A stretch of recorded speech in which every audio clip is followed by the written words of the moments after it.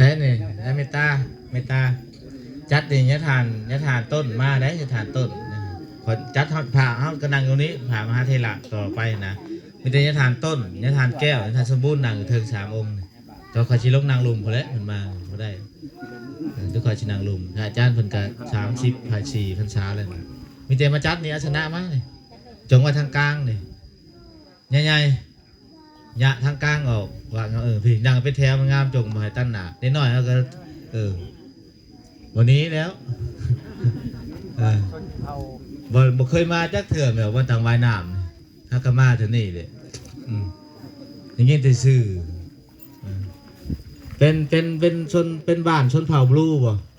อ๋อเบิดบ้านบ่ตะเบินประตะเบินแยงบ่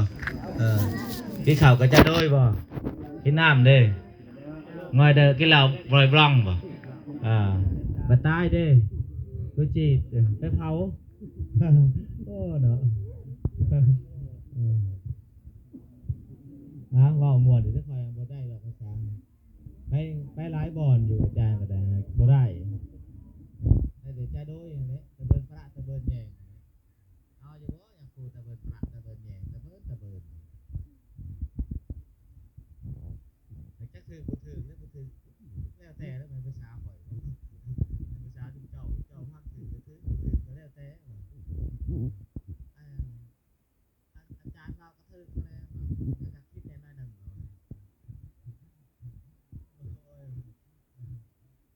อะไรเมตาดิน30 เฮกตาร์41 เฮกตาร์น้อยจักหน่อยเนาะขอจะทานผู้ใหญ่เฮาทั้งพ่อแม่ครูบาอาจารย์กับท่านได้มาฮอดยังกะปฏิสถานในการต้อนรับท่านหรือว่าเป็นสถานที่สำคัญอีกตอนหนึ่งทางพระพุทธศาสนาในตอนนี้เพื่อเขามากับใกล้เถิดได้ออกดีใจอยู่บ่มาถวายน้ำดีใจบ่ไม่ออกนะดีใจที่สิตายนี่บ่ไปไหนดีใจแบบไหนดีใจแค่ที่สิตายว้าวสิตายเนาะเอาผู้จีบเชื่อเหรอผู้จีบแทงว้าวเออเออเออเราจังหน่อยเพราะว่าด้านจะตั้งวิธีแม่นรอทางคณะสงฆ์เมืองเพิ่นคณะบริหารงานอบสเมืองเพิ่นมา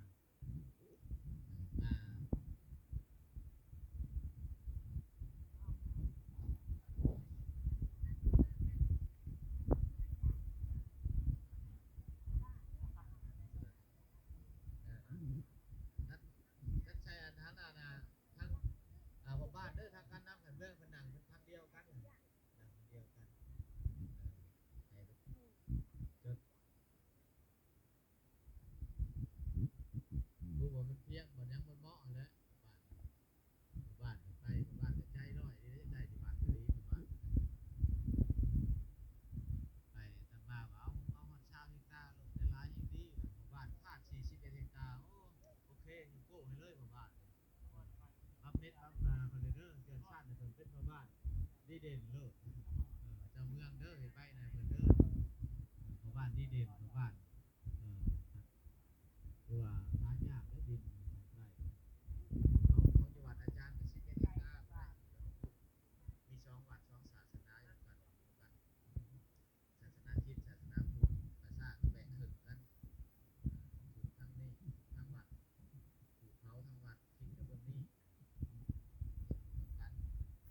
มองบุมิตรที่คิดที่ได้ว่าขอไว้ที่ถูกกับเขาในสถานคนละทาง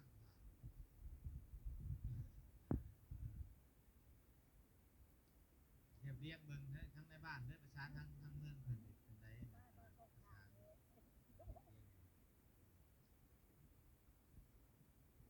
หายากได้สิได้เห็นป่านี่เขาเกิดมาไปเห็นโลดวัดนะเห็นโลดคือว่าเขา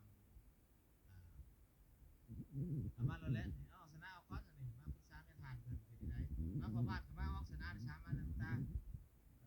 พ่อบ้านกับมาใช้ชีวิตวัดกับมานี่มาปรึกษาประธานใหญ่มาโลดจดเอา ก่อนเจ้าฮะมีวันผ่านเจียมาจดเอาจากรายการลำดับอีกทีถึงว่ญานุ่นมาจากประสานงานตื่นไม่ได้ทานใหญ่ในโลกมีบอกคือทานใหญ่ถ้าผู้ได้การทำเรื่องทำไมได้แต่ชั้นทำหอดชั้นเพศหรือชั้นเพศก่อนไม่ใช่เฮาลำดับอีกทีเป็นลำดับอีกที1 2 3จังหวะนี้นะญานุ่นกระทำญานุ่น